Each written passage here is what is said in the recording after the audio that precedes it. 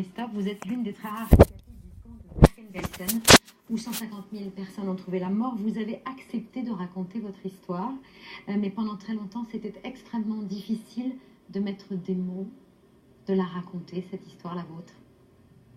Plus maintenant. Ça ne l'est plus. Ça l'a été terriblement, au début, ça a même été impossible, puisque les déportés n'ont pas parlé au début, ils ne disaient rien. D'abord, ce que nous avions à raconter était trop épouvantable pour qu'on nous croie. Il a fallu les négationnistes pour qu'on se décide à parler. Et aujourd'hui, vous allez témoigner auprès des enfants et on va y revenir. Julien Joanne, vous vous êtes procuré les lettres, les journaux intimes des enfants de l'époque. Quel est le sentiment qui prédomine chez ces enfants ? Au début, c'est l'étonnement, parce qu'on leur a annoncé que la France était en guerre, mais il ne se passe rien. Ce qu'on appelle la drôle de guerre, de septembre 39 à juin 40, il ne se passe rien. Donc, ils continuent à jouer à la guerre des boutons dans leur cours d'école. Et puis, du jour au lendemain, ça y est, c'est la guerre éclair qui commence. Et là, les enfants se retrouvent propulsés sur les routes, dans le chaos, et leur monde s'écroule complètement. Et dans ces journaux intimes, ce qui est extrêmement touchant, c'est de les voir décrire au jour le jour cet effondrement de leur monde avec leurs mots d'enfant. Effondrement d'un monde, fin de l'innocence, c'est ce que raconte notamment Massin. J'ai failli être tué parce que sous les arbres, il y a eu 6 morts. Mais écrabouillés. Quand je me suis relevé, mon imperméable était couvert comme de la chair à pâté, de morceaux de chair, qui avaient été projetés par les bombes. Voilà ce que j'ai vu à 14 ans et demi.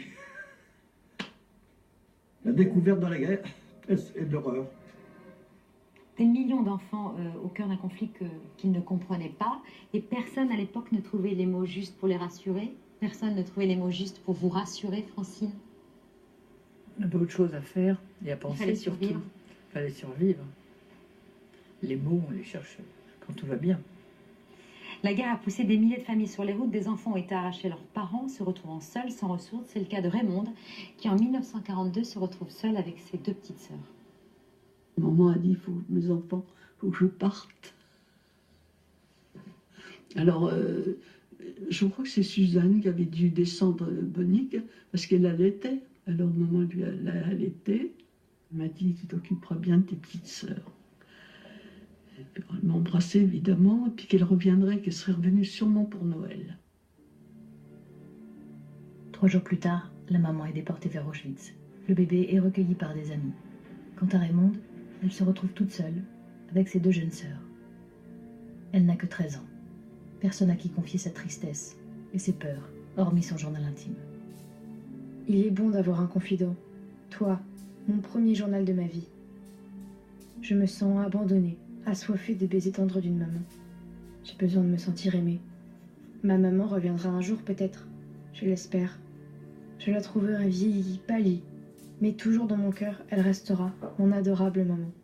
Francine, votre père a été emprisonné en 1940, vous avez fui avec votre mère, mais vous êtes arrêtée à La Rochefoucauld avant d'être envoyée dans plusieurs camps. En 1942, vous êtes transférée à Drancy.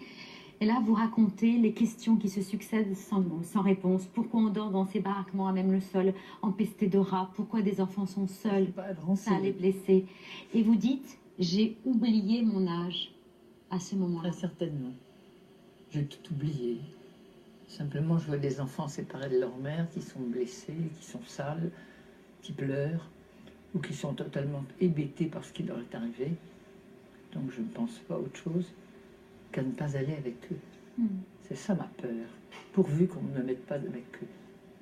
Pourvu qu'on ne sépare pas, oui. Ceux qui persécutent les petits-enfants embrassent les leurs avec un grand sourire, et ça, vous ne comprenez pas? Bien sûr que non. Ils les embrassaient très certainement, puisqu'il arrivait à que des gardiens ramassent le jouet d'un petit enfant et l'apportent à leurs propres enfants. Les enfants des familles les plus pauvres, pendant la guerre, en tout cas, se retrouvent par dizaines dans la rue. Et donc, on assiste, c'est ce qu'on voit dans votre documentaire, à une explosion de la délinquance. C'est toute une jeunesse qui part à la dérive à ce moment-là, qui n'a pas d'autre choix. Les enfants ont faim.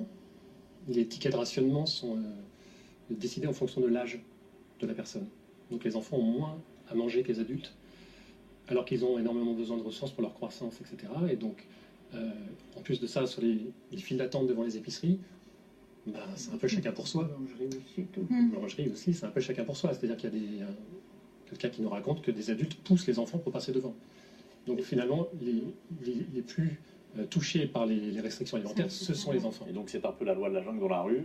Les condamnations de mineurs pendant la guerre ont été multipliées par 3, les 3 quarts pour vol à l'étalage en l'occurrence, dont Bernard, arrêté en 1942 à l'âge de 11 ans. À l'époque, il fallait avoir 5 francs sur soi pour ne pas être accusé de vagabondage. Si vous n'aviez pas d'argent, vous étiez le vagabond parfait. Vous savez, quand on se fait arrêter et qu'on est tout gamin, comme ça, on a la boule au ventre. Ils ont appelé ma mère pour lui dire de venir me chercher, et elle a refusé. Bernard a 11 ans lorsqu'il est arrêté. Pour les petits délinquants de son âge, le gouvernement adopte une politique répressive qui les envoie directement en prison. Une fois enfermés, ils n'ont plus aucun droit, ni aucune protection. On était avec des gardiens. C'était assez dur. Quand on était aux toilettes, ils nous pissaient dessus. Dans les chambres, le soir, c'était autre chose. C'est-à-dire le gardien, il allait chercher des enfants pour les emmener dans sa chambre. Voilà, et le calvaire, en fait, ne s'arrête pas là, après ce qu'on vient d'entendre. C'est que ces mineurs deviennent ensuite une main-d'œuvre corvéable à merci. Ce qu'il y a, c'est que le gouvernement de Vichy ne veut pas que les Français voient ces enfants délinquants traîner dans les rues. On les cache. Il les cache, parce que c'est une espèce de symptôme que la révolution nationale mise en place par le maréchal Pétain ne fonctionne pas, en fait. Et d'ailleurs, les Français y croient de moins en moins à cette époque-là. Ils décident de les extraire des centres-villes et de les mettre dans des pensionnats, une forme de bagne, en fait, pour enfants, dont celui de Bernard est à Kergoat, en Bretagne, où là, ils vivent dans des baraquements sordides, spartiates, et ils servent en plus de main-d'œuvre gratuite pour les agriculteurs de la région, puisqu'il faut bien une force de travail pour nourrir le pays à ce moment-là. Donc c'est un véritable calvaire qui continue, effectivement. Alors au début de la guerre, Pétain apparaît comme un sauveur aux yeux des enfants, celui qui va ramener la paix. Son portrait orne les classes d'école, il est le sujet de dissertations, il reçoit jusqu'à 2000 lettres d'enfants par jour à Vichy. C'est un peu un père de substitution, vous diriez, un genre de repère. Oui, un grand-père protecteur, avec une voix un peu chevrotante comme ça, qui, alors que tous les pères sont en camp de prisonniers en Allemagne, assume ce rôle patriarcal, en fait. Et Pétain lui-même cherche à avoir un lien direct avec les enfants. Il cherche à leur parler directement, pour des raisons moins avouables, qui est que la révolution nationale qu'il veut mettre en place, il sait que c'est avec les enfants qu'il y arrivera. Il sait que les adultes sont déjà façonnés, formatés, n'ont pas cette souplesse, ne peuvent pas être embrigadés comme les enfants le pourraient. Donc il cherche à avoir un lien direct avec eux, et c'est pour ça que ces 2000 lettres qu'il reçoit par jour, le cabinet du maréchal tient à y répondre systématiquement. Il ne faut surtout pas casser ce lien. Et n'oublions pas que tous les matins, les enfants à l'école chantent Maréchal, nous voilà. Je peux encore le chanter, je le sais encore. Alors votre témoignage en recoupe un autre, parce qu'en Alsace, vous parlez d'embrigadement, mais là, dans les écoles sont des véritables lieux d'endoctrinement. Tous les matins, chants et saluts nazis. Et ça, c'est dans toutes les écoles de France. Discours du Führer, c'est en tout cas ce que vous raconte Tommy, qui avait 9 ans à l'époque. Il y avait une radio dans chaque classe et nous devions écouter tous les discours du Führer. Chaque heure de leçon commençait par une chanson nazie et un triple salut au Führer. Et moi, je les connais encore tous par cœur. On ne se débarrasse pas d'un lessivage de cerveau. Nous parlions le français à la maison, quoi que ce soit défendu, j'étais français à la maison. J'étais alsacien dans la rue et allemand à l'école. J'ai passé 4 ans avec 3 identités. C'est quand même quelque chose qui vous ronge à la longue. Et on s'en remet après quand même? Non, jamais. J'ai des cauchemars toutes les nuits. Peut-être 2 fois par an, j'ai un bon rêve. Les cauchemars toutes les On nuits. n'en sort jamais indemne. Vous êtes d'accord avec ça? Saccagé. Non, je n'ai plus de cauchemars. C'est fini. Depuis combien de temps vous Je n'avez dis plus que je cauchemar? suis guérie de ma guerre. C'est comme une épouvantable maladie. J'en suis Qu'est-ce qui vous a totalement guérie. guéri de cette guerre? Vous allez rire, peut-être l'amour. L'amour? Probablement, j'ai la chance d'avoir un bon ménage. Mais on va pas en rire. On va. 60 ans de mariage.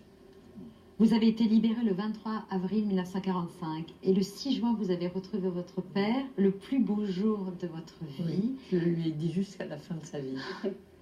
Vous ne vous étiez pas vus tous les trois ensemble depuis 6 ans. Le documentaire, il se termine par vos mots, Francine. Des gens disent que c'est une vieille histoire. Il faut tourner la page. Non, dites-vous. Parce que ça peut recommencer. Mais ça recommence partout. Est-ce qu'il n'y a pas des endroits en ce moment où on met les intellectuels en prison et où il y a de nouveau de la torture? Je ne citerai pas le pays, mais... Des destructions d'écoles, des enfants sur les routes, bombardés à l'arme chimique, ça se passe en Syrie. Ça recommence et tous les jours. Turquie, les intellectuels en prison.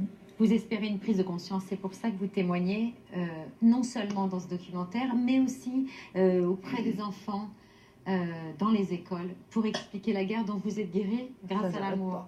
Et c'est un magnifique témoignage. Merci beaucoup Francine Christophe. Merci Julien Johan.